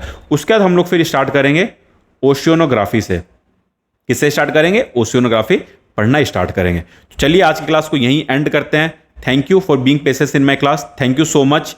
Have a wonderful day. All the best for your upcoming mains exam and other PCS mains exam. Thank you so much.